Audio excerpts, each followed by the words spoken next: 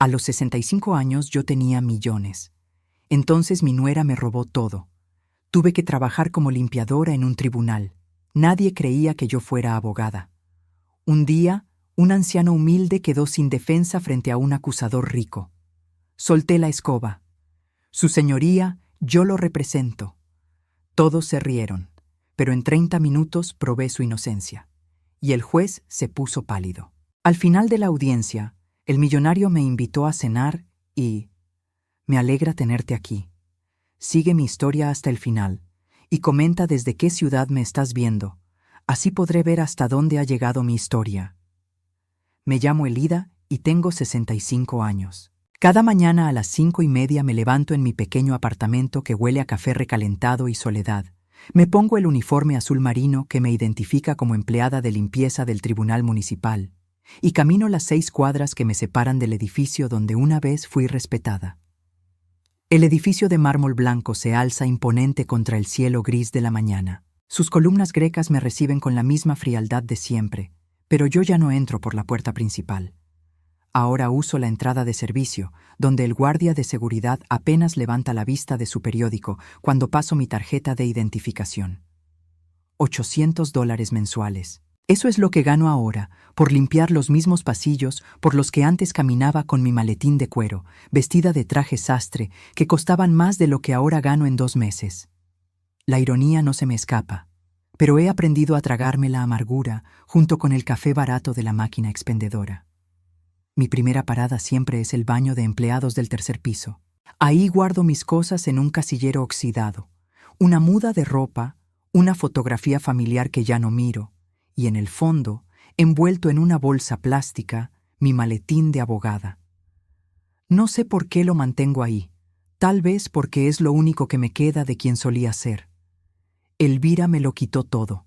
Mi nuera, con su sonrisa perfecta y sus ojos calculadores, tejió una red de mentiras tan elaborada que cuando me di cuenta ya era demasiado tarde. Convenció a mi hijo Javier de que yo estaba perdiendo la cabeza, de que mis decisiones financieras eran erráticas, de que necesitaba ayuda para manejar mis asuntos. «Mamá, estamos preocupados por ti», me había dicho Javier hace 3 años, sentado en la sala de mi casa, la misma casa donde lo crié después de que su padre muriera en un accidente cuando él tenía apenas 5 años. Elvira estaba a su lado, con esa expresión de preocupación tan bien ensayada que casi me convenció a mí también. «Has estado olvidando citas, perdiendo documentos importantes», continuó mi hijo, evitando mi mirada. «Elvira y yo pensamos que sería mejor si nos encargáramos de tus finanzas por un tiempo, solo hasta que te sientas mejor». Yo no me sentía mal. A los 62 años, mi mente estaba tan lúcida como siempre. Pero la presión fue constante, sutil. Elvira tenía una manera de hacer que mis preguntas sonaran como síntomas de confusión, mis negativas como obstinación senil. Poco a poco, firmé papeles que pensé que eran para facilitar el manejo conjunto de mis cuentas. Un año después, descubrí que había firmado una transferencia completa de mis bienes. Mi casa, mi bufete de abogados, mis cuentas de ahorro, todo había pasado a nombre de Javier y Elvira. Cuando confronté a mi hijo, él me miró con una mezcla de dolor y vergüenza que aún me parte el corazón. «Mamá, los documentos están en orden. Tú misma los firmaste. Si no recuerdas haberlo hecho, eso solo confirma que tomamos la decisión correcta». Esa noche, mientras empacaba mis pertenencias personales en 3 cajas de cartón, entendí que había perdido algo más que dinero y propiedades. Había perdido a mi hijo. Elvira había sido tan meticulosa en su manipulación que ahora él creía genuinamente que yo estaba enferma, que las decisiones las había tomado él por mi bien. El apartamento donde vivo ahora cuesta $350 mensuales. Está en una zona que antes habría considerado peligrosa, pero que ahora conozco como un barrio lleno de gente trabajadora que, como yo, hace lo que puede para sobrevivir. Mi vecina, la señora Rodríguez, a veces me trae tamales cuando cocina de más. No sabe que antes yo podría haber pagado la renta de todo el edificio sin pensarlo 2 veces. En el tribunal, mi rutina es mecánica, pero me da una extraña paz. Empiezo por las oficinas administrativas, luego las salas de audiencias y termino en los despachos de los jueces.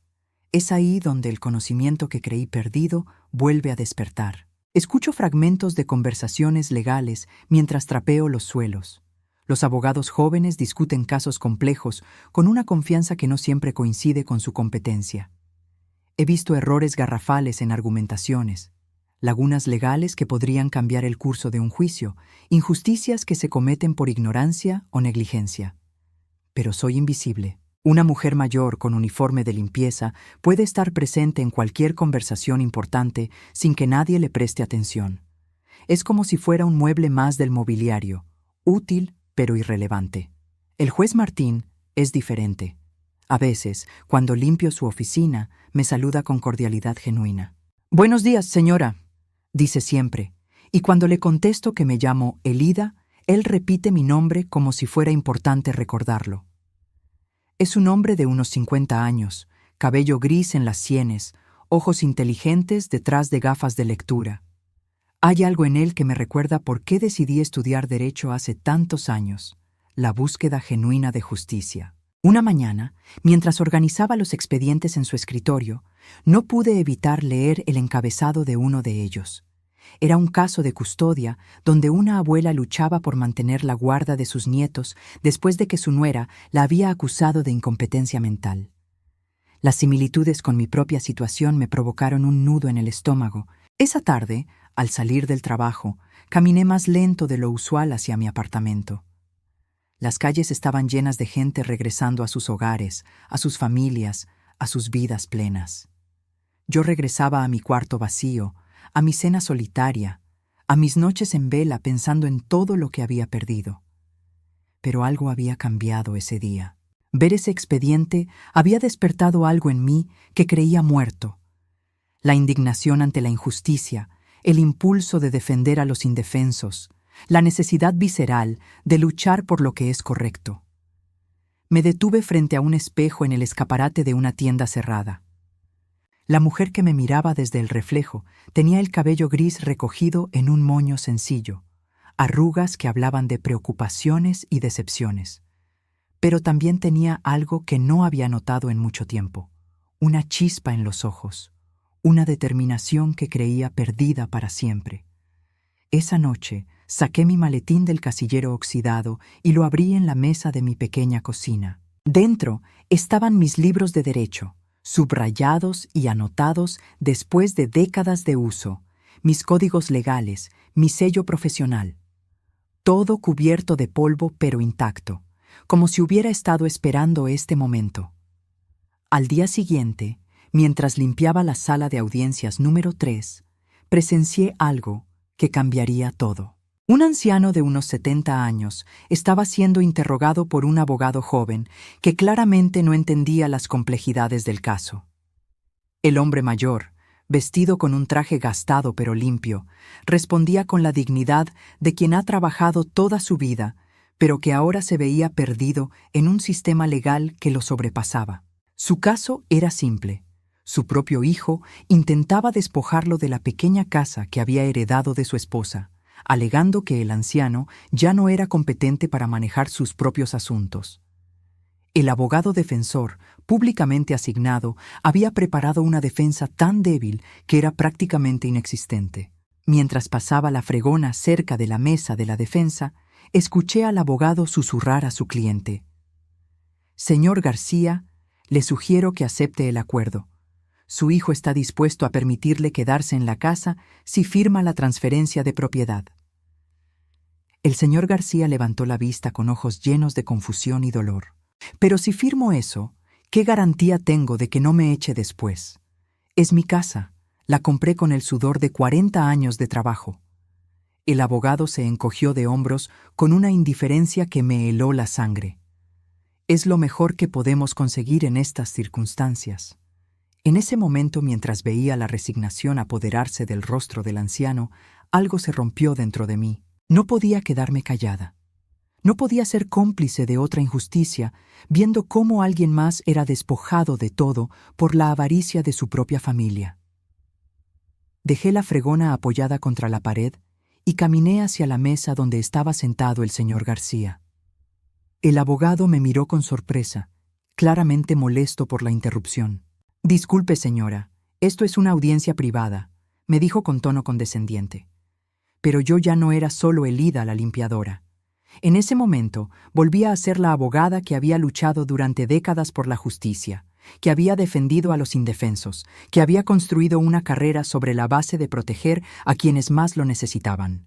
Señor García, le dije con voz firme, ignorando completamente al abogado, usted no tiene que firmar nada que no entienda completamente. El silencio en la sala fue absoluto. El silencio que siguió a mis palabras fue ensordecedor. Todas las miradas de la sala se dirigieron hacia mí, la limpiadora que se había atrevido a interrumpir un procedimiento legal. Sentí el calor subiéndome por el cuello, pero mantuve mi postura firme. Había cruzado una línea y no había vuelta atrás. El abogado defensor me miró con una mezcla de shock e indignación. Señora, usted no tiene derecho a interferir en este procedimiento. Le sugiero que regrese a sus labores de limpieza. Pero el señor García me estaba mirando con algo que no había visto en mucho tiempo. Esperanza. Sus ojos cansados se habían iluminado, como si alguien hubiera encendido una vela en la oscuridad de su confusión. ¿Qué quiere decir con eso?, me preguntó con voz temblorosa. El juez Martín, que hasta ese momento había observado la escena con curiosidad, se inclinó hacia adelante. Efectivamente, señora. ¿Cuál es su nombre? Elida Montemayor, respondí, y por primera vez en 3 años pronuncié mi apellido completo, sin la vergüenza que lo había acompañado. Y lo que quiero decir, señor García, es que usted tiene derechos que no están siendo explicados adecuadamente.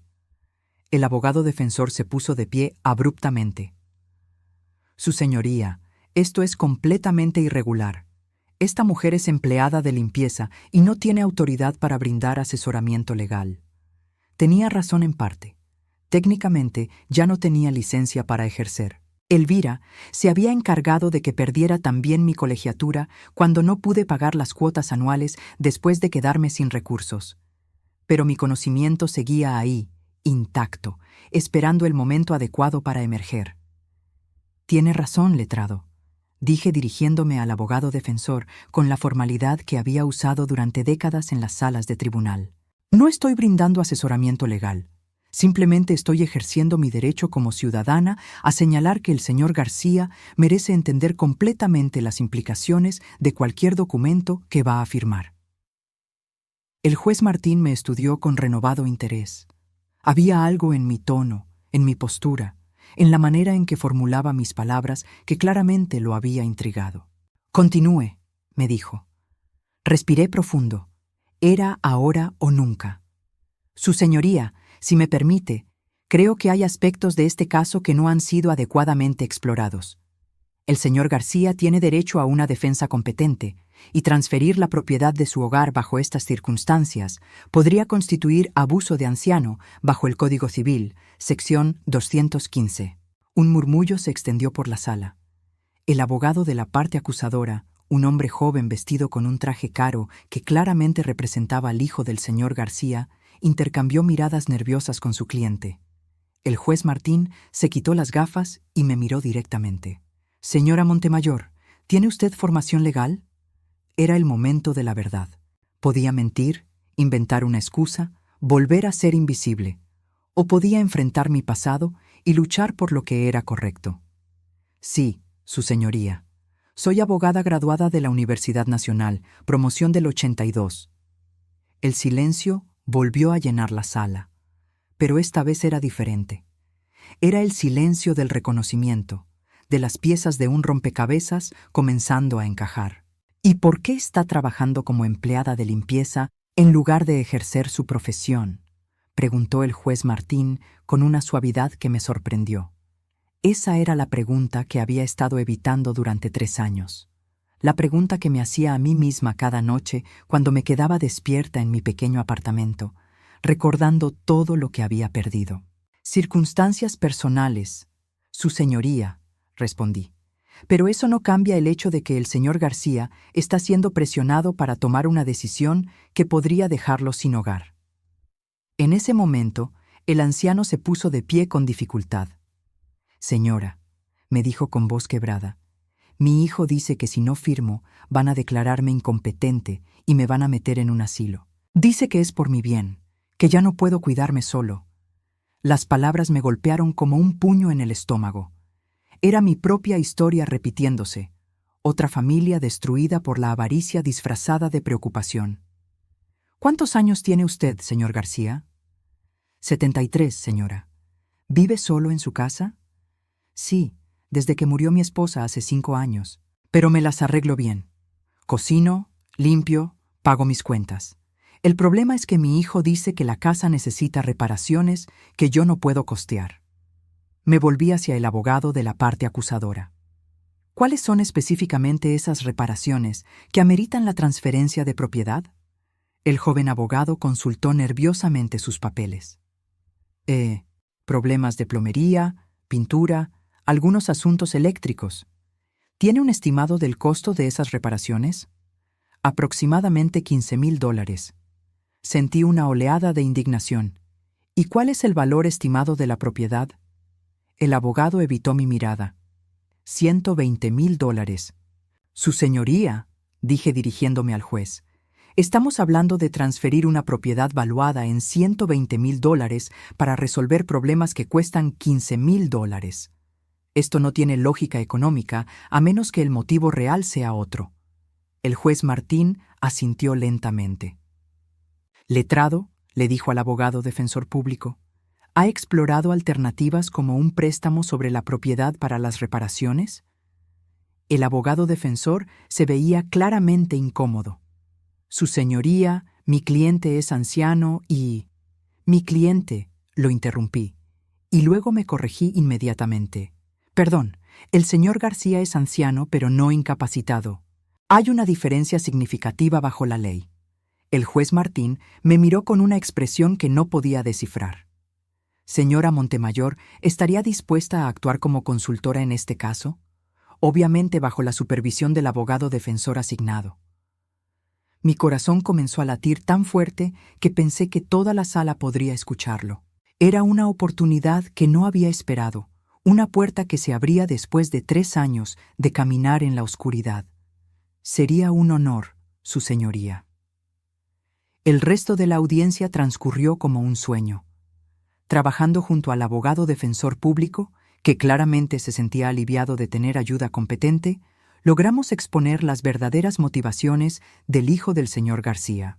No era amor filial, sino avaricia pura. Necesitaba dinero rápido para saldar deudas de juego y había visto la casa de su padre como una solución fácil. Cuando terminó la audiencia, el señor García conservó su casa y su dignidad. Su hijo fue referido a servicios sociales para tratamiento de ludopatía, y el caso fue archivado con la condición de que se exploraran opciones de asistencia para las reparaciones menores que efectivamente necesitaba la propiedad. Señora Montemayor, me dijo el juez Martín cuando los demás ya se habían ido, ¿podría quedarse unos minutos? Me gustaría hablar con usted. Me quedé de pie junto a mi fregona abandonada, consciente del contraste absurdo entre mi uniforme de limpieza y lo que acababa de suceder en esa sala. ¿Cuánto tiempo ha estado trabajando aquí como empleada de limpieza?, me preguntó. 3 años, su señoría.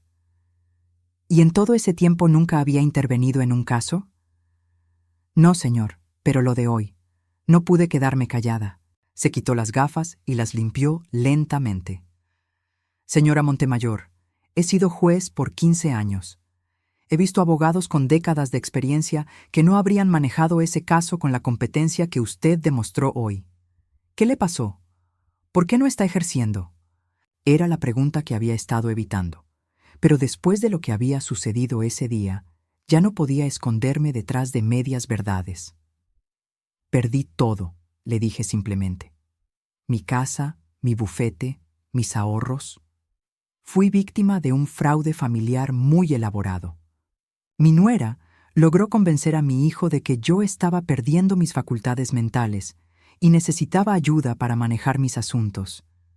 Firmé documentos que creí que eran para facilitar el manejo conjunto de mis bienes, pero resultaron ser transferencias completas de propiedad. El juez Martín frunció el ceño. ¿Presentó denuncia? ¿Contra mi propio hijo? Los documentos estaban legalmente en orden, tenían mi firma. Y para entonces, él estaba genuinamente convencido de que había hecho lo correcto, que yo estaba enferma y necesitaba protección. Pero usted claramente no está enferma. No, pero 3 años de pobreza y aislamiento casi me convencen de que tal vez sí lo estaba, hasta hoy. Se quedó en silencio por un momento, procesando lo que le había contado. Luego, para mi sorpresa, sonrió. ¿Sabe qué es lo que más me impresiona de todo esto, señora Montemayor? Que después de perder todo, después de ser traicionada por su propia familia, su primer instinto al ver una injusticia fue proteger a alguien más. Sus palabras me tocaron tan profundo que tuve que parpadear para contener las lágrimas que no había derramado en 3 años. El señor García me recordó demasiado a mí misma, admití. ¿Estaría interesada en explorar opciones para reactivar su licencia profesional? La pregunta me tomó completamente desprevenida. Su señoría, yo. No tengo recursos para los trámites, las cuotas de colegiatura atrasadas. Esos son obstáculos que se pueden resolver. Lo que no se puede enseñar es lo que usted demostró hoy: pasión por la justicia y competencia real. ¿Estaría dispuesta a intentarlo? Por primera vez en 3 años sentí algo parecido a la esperanza floreciendo en mi pecho, pero también miedo. Salir de las sombras significaba arriesgarme a que Elvira se enterara de que yo estaba volviendo a ser visible, a ser alguien. Necesito pensarlo, le dije honestamente. Por supuesto. Pero señora Montemayor, permítame decirle algo. He visto muchos abogados en mi carrera, pero pocos que defiendan con la convicción que usted mostró hoy. Sería una pérdida terrible que el mundo del derecho se viera privado de alguien como usted por circunstancias que se pueden remediar. Esa noche, regresé a mi apartamento con paso diferente. Las mismas calles, los mismos edificios, pero yo había cambiado. Era como si hubiera estado dormida durante 3 años y finalmente hubiera despertado. Me senté en mi mesa de cocina con mi viejo maletín abierto frente a mí. Saqué mi código civil, el mismo que había citado en la audiencia, y pasé las páginas familiares llenas de mis notas y subrayados. Mi sello profesional brillaba débilmente bajo la luz de la lámpara, pero mientras revisaba mis viejos libros, un pensamiento incómodo comenzó a formarse en mi mente. Si el juez Martín investigaba mi caso, si comenzaba a hacer preguntas sobre mi situación, ¿cuánto tiempo pasaría antes de que Elvira se enterara? Y si ella descubría que yo estaba volviendo a ser visible, que estaba recuperando mi identidad profesional, ¿qué haría para proteger todo lo que me había robado? Mi teléfono vibró con un mensaje de texto de un número que no reconocía. Hemos escuchado que has estado muy activa últimamente, Elida.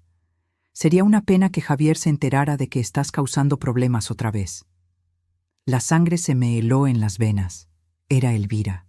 Después de 3 años de silencio total, había descubierto lo que había pasado en el tribunal ese día. Miré el mensaje durante largos minutos, sintiendo cómo la esperanza que había comenzado a crecer se marchitaba bajo el peso familiar del miedo. Pero entonces recordé los ojos del señor García cuando logré ayudarlo a conservar su casa. Recordé la expresión de respeto en el rostro del juez Martín. Recordé la sensación de volver a ser quien realmente era. Borré el mensaje sin responder y apagué el teléfono. Mañana tendría que tomar una decisión. Volver a las sombras donde Elvira quería mantenerme, o luchar por recuperar no solo mi carrera, sino mi vida. Pero por primera vez en 3 años sabía cuál iba a ser mi elección. Esa mañana desperté con una claridad que no había sentido en años. La amenaza de Elvira, en lugar de amedrentarme, había encendido algo en mí que creí muerto. La determinación de luchar. No iba a permitir que me mantuviera en las sombras por más tiempo. Llegué al tribunal 1 hora antes de mi turno habitual. El edificio estaba casi vacío. Solo algunos guardias de seguridad y empleados de mantenimiento comenzando sus jornadas. Caminé directamente hacia la oficina del juez Martín, donde sabía que él solía llegar temprano para revisar los casos del día. Toqué la puerta y escuché su voz invitándome a pasar. Estaba sentado detrás de su escritorio, revisando expedientes con una taza de café humeante a su lado. Al verme, se quitó las gafas y sonrió. «Señora Montemayor, no esperaba verla tan temprano. ¿Todo bien?» «Su señoría, he pensado en su propuesta de ayer», le dije, manteniéndome de pie cerca de la puerta. «Acepto explorar las opciones para reactivar mi licencia». Su sonrisa se amplió. «Excelente. Siéntese, por favor. Hablemos de los pasos a seguir». Me senté en la silla frente a su escritorio, la misma donde tantas veces había estado como abogada litigante años atrás. Se sentía extraño estar ahí con mi uniforme de limpieza, pero también liberador. «Primero necesitamos conocer el estado actual de su colegiatura», me dijo, sacando una libreta. «¿Cuánto tiempo lleva sin pagar las cuotas?» 3 años. La deuda debe estar alrededor de los $2.500, incluyendo intereses y multas por atraso. Eso es manejable. ¿Y los trámites de reactivación? Tendría que presentar un examen de actualización profesional y demostrar que estoy al corriente con los cambios en la legislación de los últimos años. El juez Martín tomó notas mientras yo hablaba. Había algo reconfortante en su manera de escuchar, atento pero sin juicio. «¿Puedo preguntarle algo personal, señora Montemayor?» Asentí, aunque una parte de mí se tensó. ¿Qué tipo de derecho practicaba antes? Su intervención de ayer sugiere experiencia en derecho de familia y protección de adultos mayores. Tenía un bufete general, pero mi especialidad era derecho de familia. Divorcios, custodia, adopciones, protección de menores y ancianos en situaciones de abuso. La ironía de mi propia situación no se me escapaba.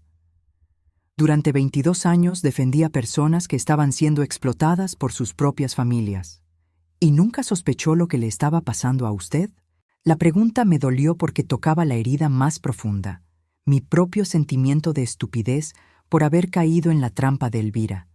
Es diferente cuando es tu propia familia, admití. Uno quiere creer en la buena fe, especialmente cuando se trata de tu único hijo. Elvira fue muy hábil. Nunca pidió nada directamente. Simplemente plantó dudas sobre mi capacidad mental, hizo que Javier se preocupara, y cuando él vino a ayudarme, yo lo interpreté como amor filial. ¿Su hijo realmente cree que usted tiene problemas mentales? Sí, y esa es la parte más dolorosa. Elvira lo convenció tan completamente que él está genuinamente convencido de que me salvó de mis propias decisiones irracionales. En su mente, él es el hijo responsable que se hizo cargo de una madre enferma. El juez Martín se recostó en su silla, procesando lo que le había contado. «Señora Montemayor, lo que me describe suena a un fraude sofisticado. ¿Ha considerado la posibilidad de presentar una demanda? ¿Contra mi propio hijo? Los documentos que firmé son legalmente válidos. Y aunque pudiera probar que fui manipulada, ¿qué ganaría? Javier perdería todo lo que tiene, incluyendo la casa donde vive con Elvira y mis nietos. No puedo hacer eso». «¿Nietos?» 2. Sofía de 8 años y Miguel de 5. No los he visto desde que me mudé a mi apartamento actual. Había logrado mantener mi voz neutra al hablar de mis nietos, pero el juez Martín debió notar algo en mi expresión porque su mirada se suavizó. «Lo siento mucho, señora Montemayor. Debe ser muy doloroso». «Lo es, pero he aprendido que algunas batallas no se pueden ganar sin destruir a inocentes en el proceso. ¿Y si hubiera una manera de recuperar lo suyo sin lastimar a su hijo o a sus nietos?» Lo miré con curiosidad. «¿Qué quiere decir?» «Todavía no lo sé, pero tengo la impresión de que usted no me ha contado toda la historia sobre su nuera». Tenía razón, pero había aspectos de la manipulación de Elvira que aún me daba vergüenza admitir. Cómo había usado mi amor por mis nietos para hacerme firmar papeles, cómo había grabado conversaciones sacadas de contexto para demostrar mi confusión mental, cómo había aislado sistemáticamente a Javier de cualquier influencia que pudiera hacerle cuestionar su versión de los hechos. «Elvira es muy inteligente», fue todo lo que dije. «¿Puedo hacerle una propuesta? Me gustaría ayudarla con los trámites de reactivación de su licencia. El tribunal tiene un fondo de asistencia para profesionales en situaciones económicas difíciles. Podríamos cubrir las cuotas atrasadas y los costos del examen. Su señoría, no puedo aceptar caridad». No es caridad. Es una inversión. El sistema de justicia necesita abogados competentes y comprometidos. Lo que usted demostró ayer me convenció de que usted es ambas cosas. Antes de que pudiera responder, su teléfono sonó. Contestó con un breve «dígame» y luego frunció el ceño mientras escuchaba. ¿Está seguro? ¿Cuándo llamó? Entiendo. Sí. Dígale que la veré esta tarde a las 3. Colgó y me miró con expresión preocupada. Señora Montemayor, ¿hay alguien más que sepa sobre lo que pasó ayer en la audiencia? Una sensación de frío me recorrió la columna. ¿Por qué? Acabo de recibir una llamada muy extraña. Una mujer llamada Elvira Montemayor ha solicitado una reunión conmigo. Dice que tiene información importante sobre una empleada del tribunal que está fingiendo ser abogada. El mundo se detuvo a mi alrededor. Elvira había decidido atacar directamente y lo estaba haciendo de la manera más destructiva posible. «Es mi nuera», susurré. «¿Cómo pudo enterarse tan rápido? No lo sé. Pero Elvira tiene maneras de enterarse de todo lo que hago. Ha estado monitoreando mi vida durante años». El juez Martín se puso de pie y caminó hacia la ventana de su oficina. «Esto complica las cosas, pero no las hace imposibles. ¿Qué cree que va a decirme? Que estoy mentalmente inestable, que he estado fingiendo competencia legal, que soy un peligro para los casos en los que he intervenido. Probablemente traerá evidencia de mi supuesta incapacidad mental. ¿Y existe tal evidencia? Grabaciones de conversaciones donde parezco confundida, documentos que firmé sin leer completamente, testimonios de médicos que ella me llevó cuando supuestamente necesitaba evaluación geriátrica. ¿Vio usted a esos médicos? Sí, pero Elvira estuvo presente en todas las citas. Ella respondía por mí cuando el médico hacía preguntas, explicaba mis síntomas, describía comportamientos que supuestamente había observado en casa. ¿Los médicos hablaron directamente con usted? Algunos sí, pero para entonces yo ya estaba tan confundida por toda la situación que mis respuestas probablemente sí sonaban incoherentes. El juez Martín regresó a su escritorio. Señora Montemayor, ¿estaría dispuesta a someterse a una evaluación psicológica independiente? ¿Qué quiere decir? Si Elvira va a cuestionar su competencia mental, necesitamos evidencia actual que demuestre lo contrario. Conozco a una psicóloga forense excelente que podría evaluarla. Su testimonio profesional tendría peso en cualquier procedimiento. La idea me aterrorizaba. ¿Y si realmente había algo malo conmigo? ¿Y si 3 años de aislamiento y depresión habían afectado mis capacidades más de lo que yo creía? ¿Y si la evaluación confirma que tengo problemas? Entonces lo enfrentaremos honestamente.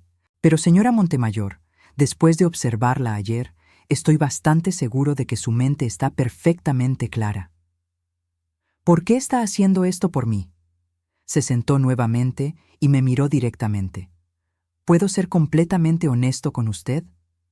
Asentí. Mi propia madre murió hace 5 años. En sus últimos años, mi hermano intentó convencerme de que ella ya no podía vivir sola, que necesitaba ser internada en un hogar de ancianos. Yo creí sus argumentos, porque él vivía más cerca y parecía conocer mejor su situación día a día. Se detuvo, claramente luchando con emociones difíciles. Después de que murió, encontré su diario. Descubrí que mi hermano la había estado presionando para que vendiera su casa y se mudara con él.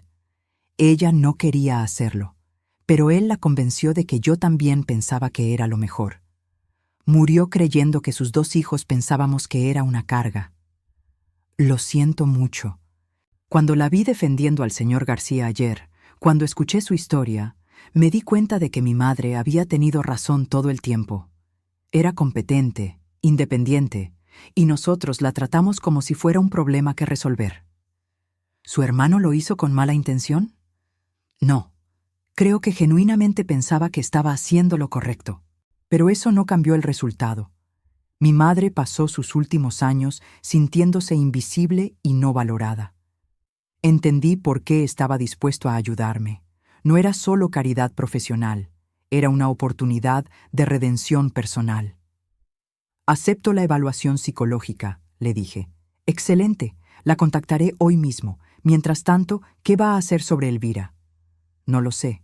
Parte de mí quiere huir, buscar trabajo en otra ciudad, comenzar de nuevo donde ella no pueda encontrarme. ¿Y la otra parte? La otra parte está cansada de correr. El juez Martín sonrió. ¿Sabe qué? Creo que voy a disfrutar mucho mi reunión con su nuera esta tarde. Será interesante escuchar su versión de los hechos. Tenga cuidado, Elvira es muy convincente. Señora Montemayor, he estado en el sistema judicial por 15 años. He aprendido a reconocer la diferencia entre verdad y manipulación. Esa tarde, mientras limpiaba los pasillos del tribunal, no podía concentrarme en mi trabajo. Sabía que a las 3 en punto, Elvira estaría sentada en la misma oficina donde yo había estado esa mañana, tejiendo sus mentiras con la habilidad de una maestra. A las 4:30, el juez Martín apareció en el pasillo donde yo estaba trabajando. Señora Montemayor, ¿podría venir a mi oficina cuando termine su turno? Su expresión era ilegible y mi estómago se contrajo. ¿Habría logrado Elvira convencerlo de que yo era una anciana confundida fingiendo competencia que no tenía?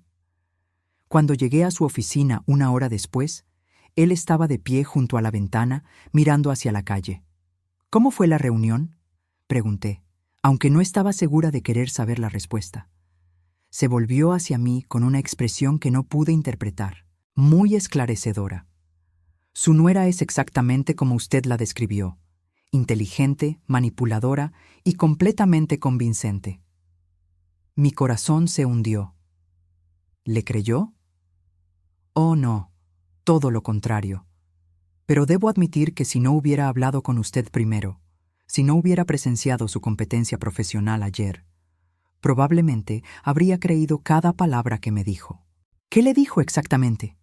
Que usted sufre de demencia temprana, que ha estado fingiendo ser abogada para conseguir dinero de clientes ancianos vulnerables, que el incidente de ayer fue un episodio psicótico donde usted realmente creyó ser competente para dar asesoramiento legal. Cada palabra era como una puñalada. ¿Y qué la hizo dudar de su versión? Varios factores. Primero, trajo evidencia demasiado perfecta. Grabaciones de audio, reportes médicos, declaraciones de testigos, todo muy organizado, como si hubiera estado preparándose para este momento durante años. Probablemente lo ha estado haciendo. Segundo, cuando le pedí que me explicara específicamente qué había hecho usted mal en el caso García, no pudo articular ningún error legal concreto. Solo repitió que había sido inapropiado e incompetente. Y tercero, y esto fue lo más revelador, cuando le mencioné que estábamos considerando reactivar su licencia profesional, la máscara se le cayó por unos segundos. Vi algo en sus ojos que no era preocupación filial, era miedo. ¿Miedo de qué? Esa es la pregunta, ¿verdad? ¿Qué tiene que temer Elvira si usted recupera su competencia legal? La respuesta me golpeó como un rayo. Los documentos que firmé. Si recupero mi licencia, tendré los recursos y el conocimiento para examinarlos más cuidadosamente, para encontrar las irregularidades que debe haber en ellos. Exactamente lo que pensé. Señora Montemayor, creo que Elvira cometió errores en su fraude, y ella sabe que usted es la única persona con la competencia necesaria para encontrarlos. Por primera vez en 3 años sentí algo más poderoso que la esperanza. Sentí la certeza de que la verdad estaba de mi lado. ¿Qué hacemos ahora? Ahora, dijo con una sonrisa que me recordó por qué había elegido el derecho como profesión. Recuperamos su vida. Las siguientes 2 semanas fueron un torbellino de actividad que no había experimentado en años. El juez Martín cumplió su promesa. La evaluación psicológica confirmó mi competencia mental completa. Los trámites para reactivar mi licencia comenzaron, y por primera vez en 3 años, tenía una razón para despertarme cada mañana que no fuera simplemente sobrevivir. La doctora Patricia Herrera, la psicóloga forense que me evaluó, fue clara en su diagnóstico. Señora Montemayor, usted ha sido víctima de lo que llamamos abuso psicológico sistemático. Sus capacidades cognitivas están completamente intactas. De hecho, para una mujer de 65 años que ha enfrentado el trauma y estrés que describe, su función mental es impresionante. Su reporte de 12 páginas detallaba cómo la manipulación prolongada puede hacer que las víctimas duden de su propia realidad, un fenómeno que tenía nombre: gaslighting familiar. Leer esas páginas fue doloroso, pero liberador. No estaba loca, nunca lo había estado. El proceso de reactivación profesional requería que estudiara los cambios en la legislación de los últimos 3 años. El juez Martín me permitió usar su oficina después de horas para prepararme para el examen.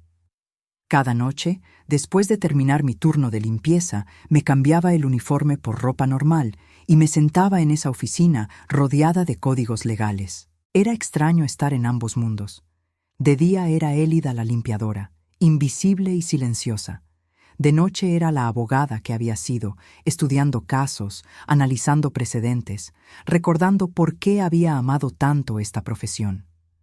Una semana después de mi evaluación psicológica, mientras revisaba cambios en el código de familia, encontré algo que me heló la sangre. Una nueva sección sobre transferencias de propiedad que requería evaluación médica independiente cuando el titular era mayor de 60 años y la transferencia superaba los $100,000. La ley había sido aprobada hacía 2 años. 2 años después de que yo firmara los papeles, transferir mis bienes. Con manos temblorosas, busqué en los archivos del tribunal los registros de mi caso. Como ex abogada, sabía cómo acceder a los documentos públicos. Lo que encontré me dejó sin respiración. Los documentos de transferencia estaban fechados 3 meses después de la fecha en que yo recordaba haberlos firmado. Y la evaluación médica que supuestamente confirmaba mi incapacidad mental estaba firmada por un doctor que había perdido su licencia 6 meses antes de la fecha del documento. Elvira había falsificado fechas y usado la firma de un médico inhabilitado.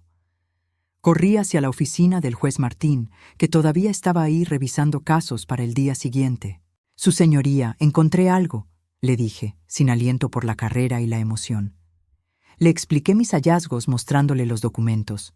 Su expresión se volvió más seria con cada detalle. «Esto es evidencia de fraude documental», me dijo. «Pero necesitamos más pruebas antes de proceder legalmente». «¿Qué tipo de pruebas?» «Los documentos originales que usted firmó. Si podemos demostrar que las fechas fueron alteradas después de su firma, tendríamos un caso sólido». Esos documentos están en la caja fuerte de la casa que antes era mía. Javier los guarda ahí junto con todos los papeles importantes de la familia. ¿Hay alguna manera de acceder a ellos? Lo pensé cuidadosamente. Javier siempre ha sido muy metódico con los documentos importantes. Es posible que tenga copias en su oficina. Él es contador.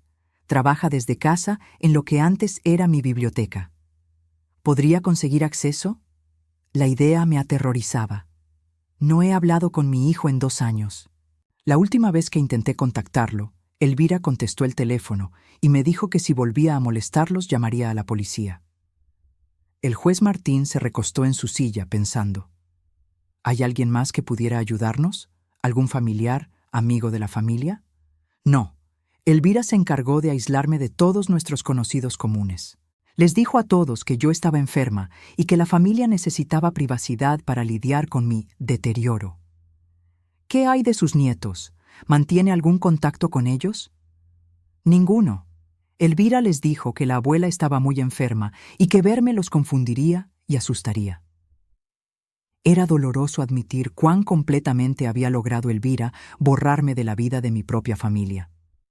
Señora Montemayor, ¿estaría dispuesta a intentar un contacto directo con su hijo? ¿Qué quiere decir?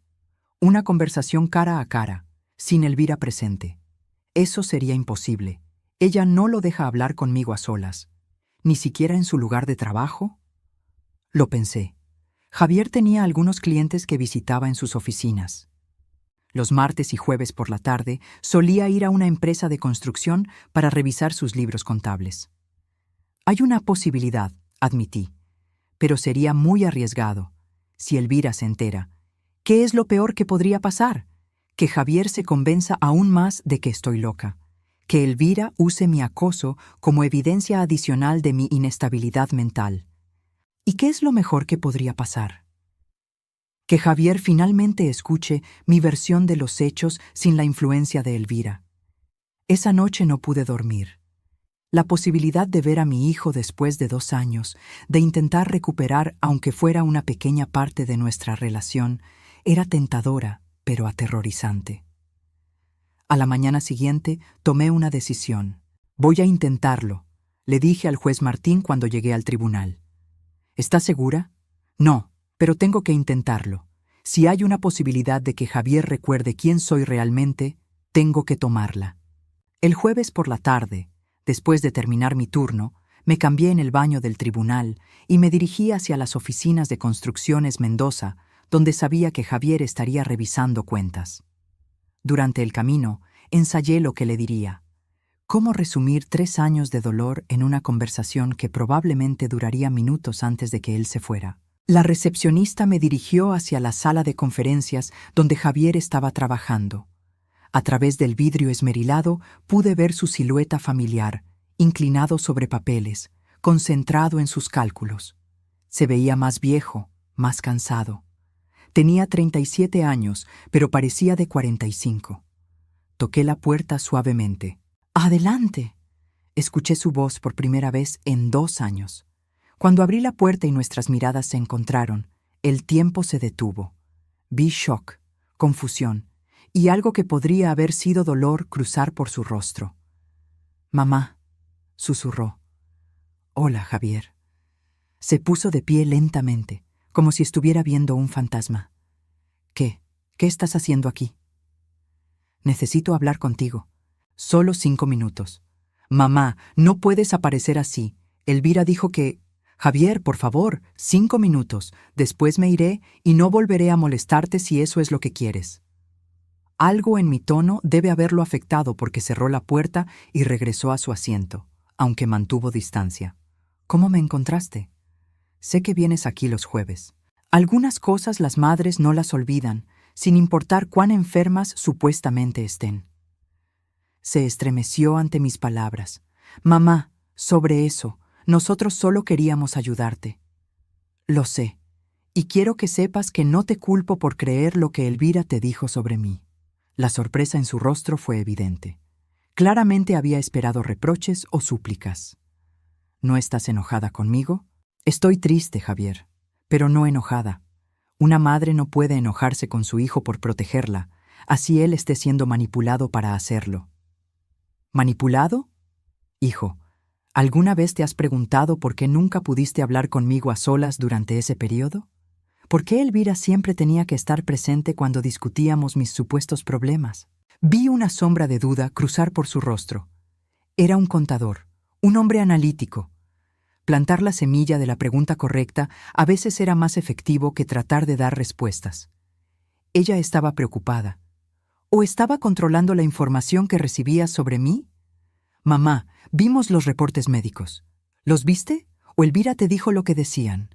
Esta vez la pausa fue más larga. «Javier, hay algo que necesitas saber. Los documentos que firmé transferir los bienes tienen irregularidades legales serias, fechas que no coinciden, firmas médicas falsificadas. Eso es imposible. Yo mismo revisé todos los papeles». «¿Revisaste los originales o las copias que Elvira te dio?» La pregunta lo golpeó como una bofetada. Lo vi procesando las implicaciones. «Mamá, si lo que dices fuera cierto, eso significaría que has sido víctima tanto como yo». Se quedó en silencio durante largos minutos, mirando los papeles en su escritorio sin verlos realmente. «¿Qué necesitas de mí?», preguntó finalmente. «Acceso a los documentos originales, solo para compararlos con los registros oficiales. No puedo hacer eso sin hablar con Elvira. Javier, si hablas con Elvira sobre esto antes de verificar los hechos, nunca sabrás la verdad». Lo vi luchando internamente. El hijo dutiful que había tratado de proteger a su madre contra la duda creciente sobre los métodos de su esposa. «Necesito tiempo para pensarlo», dijo finalmente. «Entiendo. Pero Javier, quiero que sepas algo. Sin importar lo que decidas, siempre serás mi hijo y siempre te amaré». Me levanté para irme, pero su voz me detuvo. «Mamá, ¿realmente estás bien?» Mentalmente, digo. Acabo de pasar una evaluación psicológica completa. Puedo darte el nombre de la doctora si quieres hablar con ella directamente. ¿Por qué te hiciste esa evaluación? Porque voy a recuperar mi licencia de abogada. Resulta que una mente supuestamente enferma puede recordar leyes complejas y ganar casos. La shock en su rostro fue total. ¿Recuperar tu licencia? Ya empecé el proceso.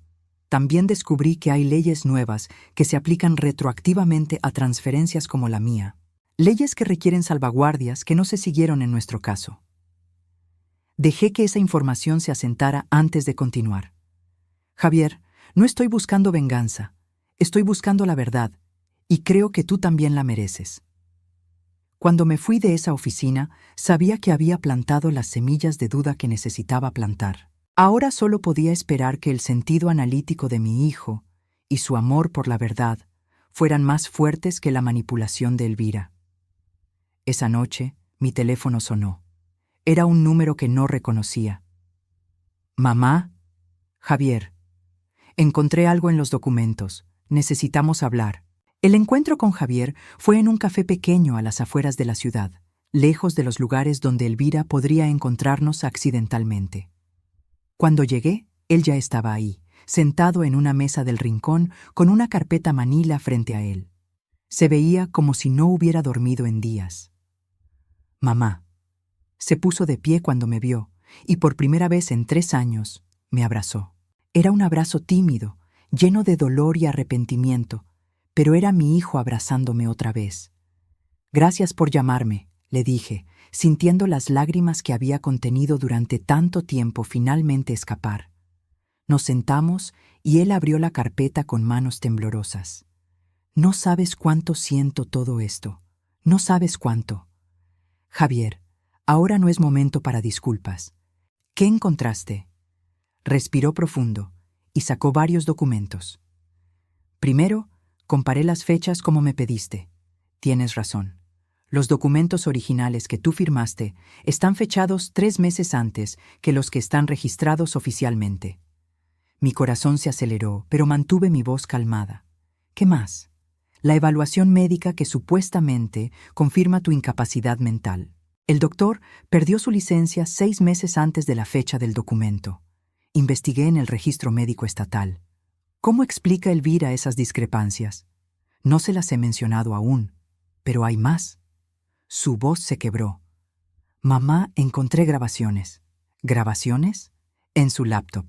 Conversaciones tuyas que fueron editadas para hacerte sonar confundida y desorientada. Ella cortó partes donde sonabas completamente lúcida y dejó solo los fragmentos donde parecías dudar o hacer pausas». La traición me golpeó con renovada fuerza. No solo había manipulado documentos, había manipulado mi propia voz para crear evidencia falsa de mi supuesta incapacidad.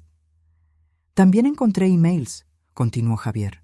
«Correspondencia con abogados sobre cómo transferir propiedades de personas mayores sin levantar sospechas. Consultas sobre cuánto tiempo tiene que pasar antes de que una transferencia sea irreversible.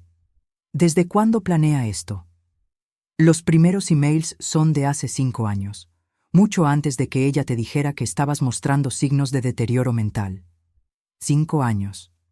Elvira había estado planeando robarme durante 5 años, construyendo su estrategia meticulosamente, esperando el momento perfecto para ejecutarla. «Hay algo más», dijo Javier, su voz apenas un susurro. «Encontré evidencia de que ella ha hecho esto antes». «¿Qué quieres decir?» Su primera suegra, la madre de su primer esposo, murió en un hogar de ancianos después de transferir todas sus propiedades a Elvira, supuestamente porque tenía Alzheimer temprano. La sangre se me heló. ¿Su primer esposo? Ella estuvo casada antes. Se divorciaron poco después de que muriera su madre. Al parecer, él descubrió algo y la confrontó. «¿Por qué nunca me dijiste que había estado casada antes?» Ella dijo que era demasiado doloroso hablar de eso, que había sido abusada por su primer esposo y que prefería olvidar esa parte de su vida. Por supuesto, otra mentira cuidadosamente construida para evocar simpatía y evitar preguntas. Javier, ¿dónde están los niños ahora? En la escuela. Pero mamá, hay algo que necesitas saber sobre ellos. Su expresión se volvió aún más sombría. Elvira les ha estado diciendo que tú muriste. El mundo se detuvo a mi alrededor. ¿Qué? Hace 6 meses les dijo que habías muerto de la enfermedad que tenías, que te habían llevado a un hospital especializado, pero que no habías podido recuperarte. El dolor fue tan intenso que por un momento no pude respirar. Mis nietos, Sofía y Miguel, creían que yo estaba muerta. Habían estado llorando mi muerte mientras yo limpiaba pisos a solo unos kilómetros de distancia. ¿Por qué les diría eso? Porque Sofía había estado preguntando por ti. Quería visitarte. Elvira se inventó la historia de tu muerte para que dejaran de preguntar. ¿Y tú lo creíste? Javier bajó la cabeza con vergüenza. Ella me dijo que habías decidido cortar todo contacto con nosotros, que habías dicho que no querías que los niños te recordaran cómo estabas. Me mostró una carta supuestamente tuya, pidiendo que no te buscáramos más.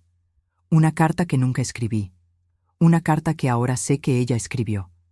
Nos quedamos en silencio por varios minutos, procesando la enormidad de las mentiras de Elvira.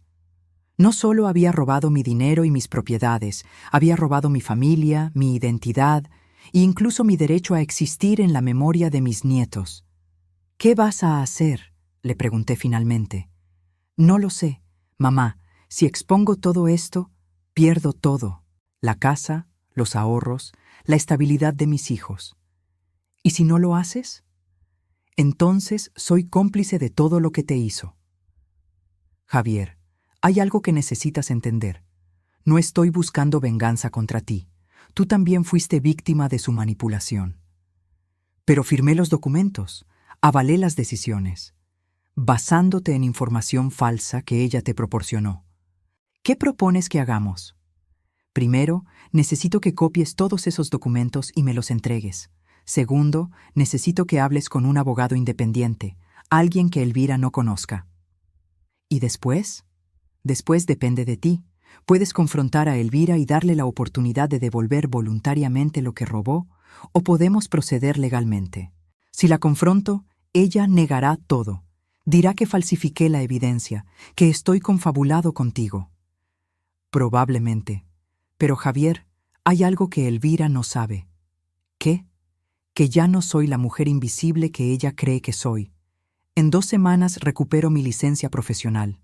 Y cuando eso pase, voy a tener los recursos y el conocimiento para desentrañar cada una de sus mentiras. ¿Recuperaste tu licencia? Le conté sobre el juez Martín, sobre el caso del señor García, sobre la evaluación psicológica y el proceso de reactivación profesional. Mamá, no puedo creer que todo este tiempo has estado trabajando como limpiadora. Ha sido humillante, pero también me ha enseñado algo importante, que mi valor no depende de mi estatus profesional o mi cuenta bancaria. Soy fuerte sin esas cosas. Siempre fuiste fuerte. Yo fui el cobarde que se dejó manipular. No eras cobarde, eras un hijo que quería proteger a su madre. Elvira explotó eso. Javier cerró la carpeta y me miró directamente. Mamá, quiero arreglar esto. No por mí, sino porque es lo correcto. Porque mis hijos merecen conocer a su verdadera abuela, no la versión distorsionada que Elvira les ha contado. ¿Estás preparado para las consecuencias? Estoy preparado para la verdad. Entonces, esto es lo que vamos a hacer. Le expliqué mi plan. Era simple pero efectivo. Usar el conocimiento legal que había recuperado para crear una situación donde Elvira tuviera que elegir entre confesar voluntariamente o enfrentar cargos criminales. ¿Crees que funcionará? Conozco a Elvira, es inteligente, pero también arrogante. Se cree más lista que todos los demás. Esa será su perdición. Esa noche, después de copiar todos los documentos que Javier había encontrado, me senté en mi pequeño apartamento organizando la evidencia. Tenía fechas falsificadas, firmas médicas fraudulentas, emails incriminatorios y grabaciones editadas. Era suficiente para un caso criminal sólido. Pero más que eso, tenía algo que no había tenido en 3 años. Un aliado dentro de mi propia familia. Mi teléfono sonó. Era el juez Martín. Señora Montemayor, tengo noticias sobre su licencia. ¿Buenas o malas? Excelentes. Su examen fue el más alto que hemos visto en años. Su licencia será reactivada oficialmente el lunes. Gracias, por todo. ¿Cómo van las cosas con su hijo? Mejor de lo que esperaba. Tenemos evidencia sólida del fraude. ¿Suficiente para proceder legalmente? Suficiente para darle a Elvira una última oportunidad de hacer lo correcto antes de que procedamos legalmente. ¿Piensa confrontarla directamente? El sábado. Javier va a pedirle que venga a una reunión familiar para discutir mi situación. Ella pensará que es otra oportunidad de reforzar sus mentiras. ¿Y en su lugar se encontrará con usted? Se encontrará con la abogada que solía ser, armada con toda la evidencia de sus crímenes. Señora Montemayor, tenga cuidado. Las personas como Elvira pueden ser impredecibles cuando se sienten acorraladas. Lo sé, pero ya no tengo miedo de ella. Durante 3 años me sentí como una víctima indefensa. Ahora recuerdo quién soy realmente. ¿Y quién es usted realmente?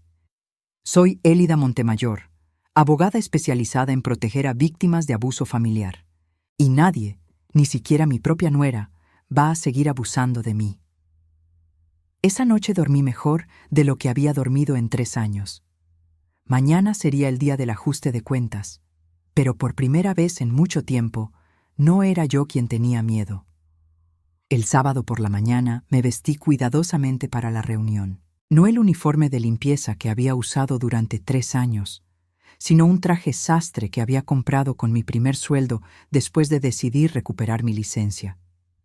Era sencillo, pero profesional, y cuando me miré al espejo, vi a la mujer que había sido antes de que Elvira tratara de borrarme.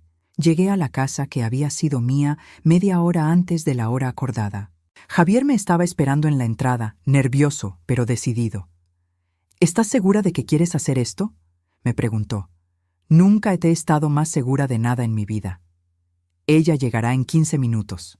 Perfecto. ¿Dónde están los niños? Los llevé con mi hermana para que pasaran el día con sus primos. No quiero que presencien esto.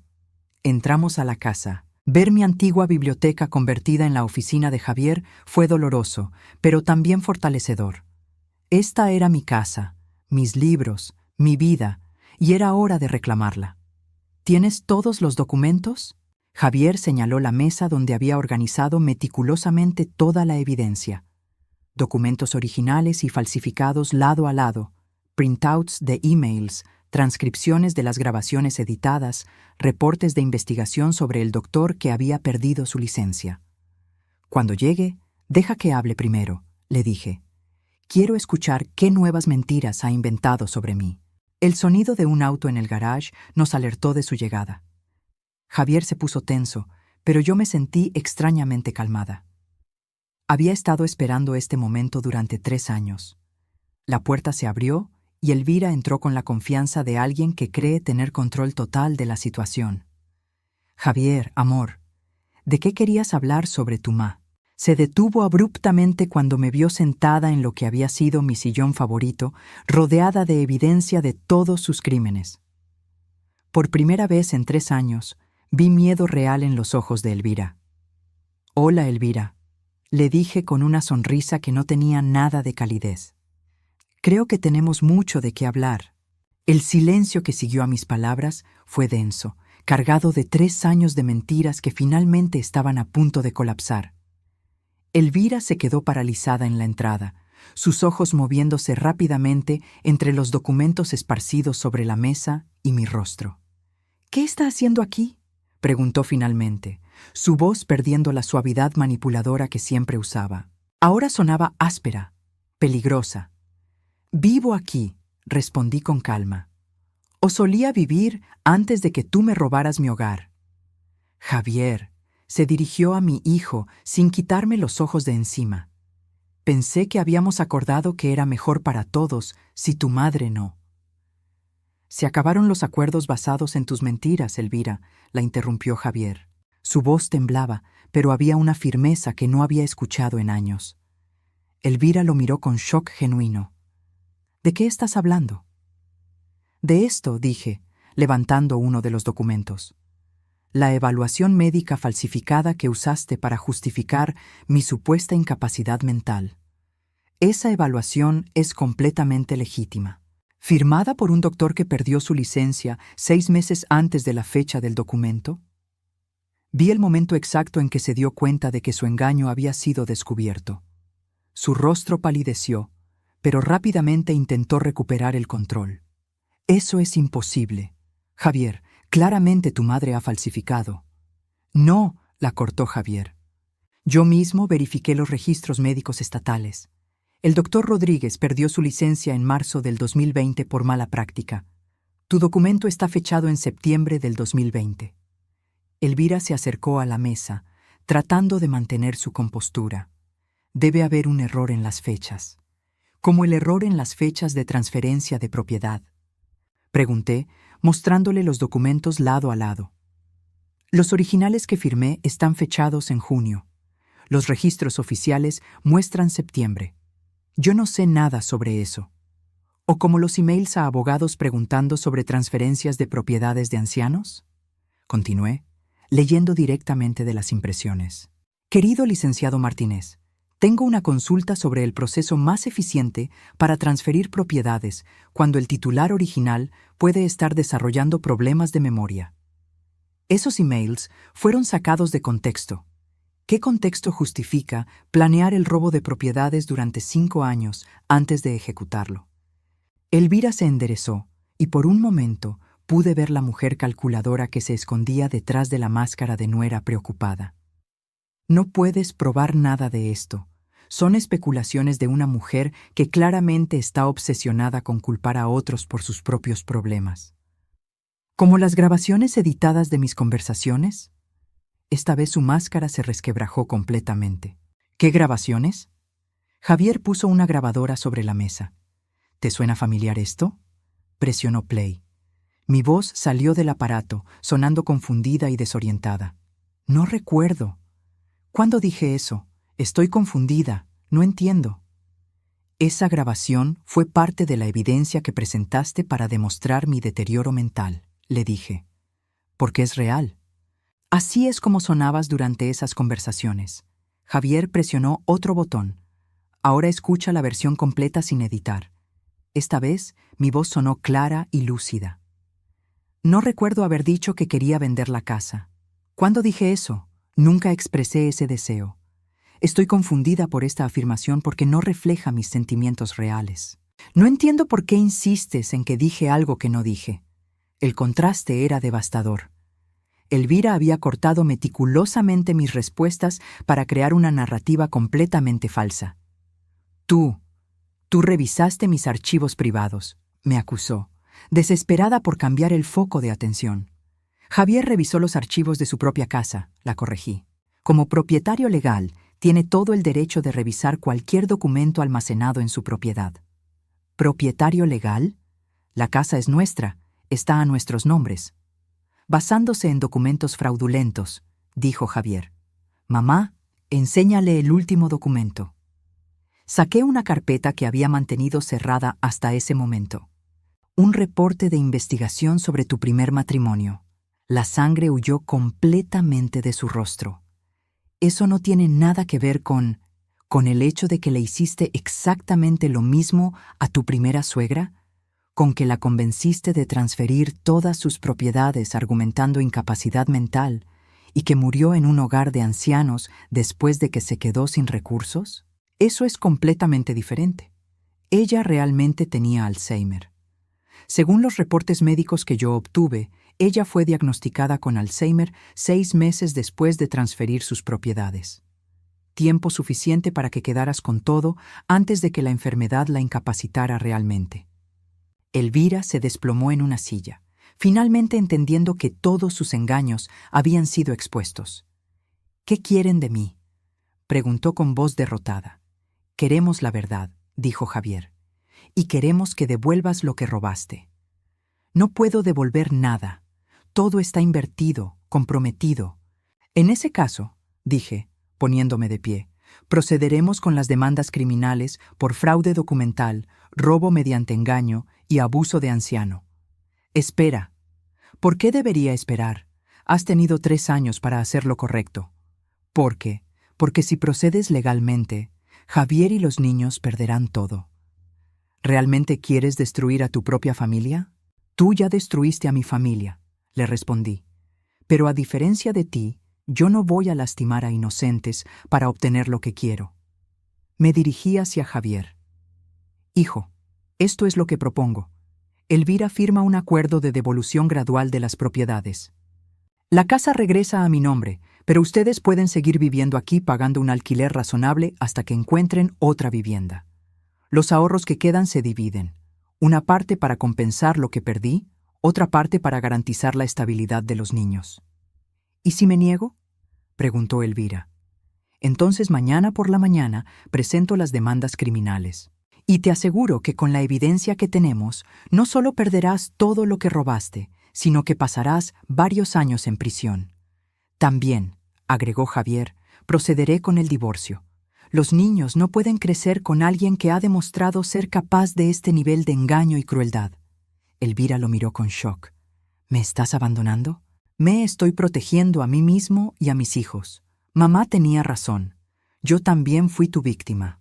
Además, continué, como parte del acuerdo, vas a decirles a Sofía y Miguel que su abuela no murió, que has estado mintiendo sobre eso también. No puedo hacer eso. Los confundiría. Los confundiste cuando les dijiste que yo había muerto. Ahora vas a arreglar ese daño. Elvira permaneció en silencio durante largos minutos, procesando sus opciones limitadas. Finalmente levantó la vista. Si acepto el acuerdo, ¿no procederás criminalmente? Si cumples completamente con todos los términos del acuerdo, incluyendo la transferencia de propiedades y la confesión a los niños, no presentaré cargos criminales. ¿Y sobre el divorcio? Esa decisión es de Javier, no mía. Javier habló con una firmeza que me llenó de orgullo. El divorcio va a proceder sin importar tu decisión sobre este acuerdo. Ya no puedo confiar en ti. 2 horas después, Elvira había firmado un acuerdo legal completo que devolvía mis propiedades y establecía un plan de compensación. También había llamado a los niños para decirles que su abuela estaba viva y que había estado muy enferma, pero ahora estaba mejor. Cuando finalmente se fue de la casa, llevándose solo sus pertenencias personales, me senté en mi antigua biblioteca con Javier. ¿Cómo te sientes?, me preguntó. Libre, respondí honestamente. Por primera vez en 3 años me siento libre. ¿Vas a mudarte de vuelta aquí? No inmediatamente. Ustedes necesitan tiempo para procesar todo esto. Y yo he aprendido a valorar la independencia que no sabía que tenía. ¿Qué vas a hacer ahora? Voy a reabrir mi práctica legal, pero esta vez me voy a especializar exclusivamente en casos como el mío. Ancianos que están siendo abusados por sus propias familias, como el señor García y como yo, y como muchas otras personas que necesitan a alguien que entienda exactamente por lo que están pasando. 3 meses después, estaba sentada en mi nueva oficina, una suite pequeña pero elegante en el centro de la ciudad. En la pared colgaba mi licencia profesional reactivada, junto a una foto de mis nietos tomada la semana anterior durante nuestra primera reunión desde mi resurrección. Sofía, ahora de 8 años, me había abrazado tan fuerte que pensé que nunca me soltaría. Abuela, ¿por qué mamá Elvira dijo que te habías muerto? Porque a veces las personas dicen cosas que no son verdad cuando tienen miedo, le había explicado. Miguel, de 5 años, había sido más directo. ¿Vas a volver a morirte? No, mi amor, no voy a volver a morirte. Ahora, revisando el caso de una nueva cliente, una mujer de 70 años cuya nuera estaba tratando de convencerla de vender su casa para simplificar sus finanzas. Sonreí al reconocer las tácticas familiares. Mi teléfono sonó. Era el juez Martín. Elida, ¿tienes tiempo para almorzar? Durante los últimos meses, el juez Martín, como ahora me pedía que lo llamara fuera del tribunal. Se había convertido en algo más que un colega profesional. Era alguien que entendía mi pasión por la justicia, que valoraba mi experiencia y que me veía no como una víctima de las circunstancias, sino como una sobreviviente fuerte que había usado su dolor para ayudar a otros. «Siempre tengo tiempo para almorzar contigo», le respondí. «Excelente. Hay algo de lo que quiero hablarte. ¿Relacionado con trabajo? Relacionado con nosotros». Colgué el teléfono sonriendo. Después de años de creer que mi vida había terminado, estaba descubriendo que tal vez apenas estaba comenzando. Esa tarde, mientras caminaba hacia el restaurante donde me encontraría con Martín, pasé por el edificio del tribunal donde había trabajado como limpiadora. Reconocí a una de las empleadas de mantenimiento, una mujer mayor que siempre me había saludado cordialmente. «Señora Elida», me dijo con sorpresa. «Escuché que ahora es abogada otra vez». «Así es, María. Me da mucho gusto. Siempre pensé que usted era demasiado inteligente para estar limpiando pisos». «No hay nada malo con limpiar pisos, María. Me enseñó humildad y me recordó que el valor de una persona no depende de su trabajo. Pero ahora está donde pertenece. Ahora estoy donde elijo estar», la corregí suavemente. «Y esa es toda la diferencia». Mientras me alejaba, reflexioné sobre el camino que había recorrido. Había perdido una familia que me daba por sentada y había encontrado una familia que me valoraba. Había perdido riqueza material y había ganado riqueza espiritual. Había perdido mi identidad profesional y había descubierto mi verdadera vocación. Elvira había tratado de borrarme, de volverme invisible, pero al hacerlo, me había forzado a descubrir quién era realmente cuando todo lo demás me era quitado. Y esa mujer, la que había emergido del dolor y la humillación, era más fuerte de lo que jamás había sido. Ya no era la Élida que permitía ser manipulada por amor familiar mal entendido. Era la Elida que protegía a otros de ser manipulados. Ya no era la víctima silenciosa. Era la voz que hablaba por quienes habían sido silenciados. Y mientras caminaba hacia mi nuevo futuro, hacia el hombre que me esperaba con respeto y cariño genuino, hacia una vida construida sobre verdad en lugar de mentiras, supe que Elvira me había dado el regalo más grande de todos sin darse cuenta. Me había dado la oportunidad de descubrir mi verdadero poder. El poder oculto no había sido el dinero o las propiedades que me robó. El poder oculto había estado dentro de mí todo el tiempo, esperando el momento adecuado para emerger. Y ahora que había emergido, nadie volvería a enterrarlo jamás.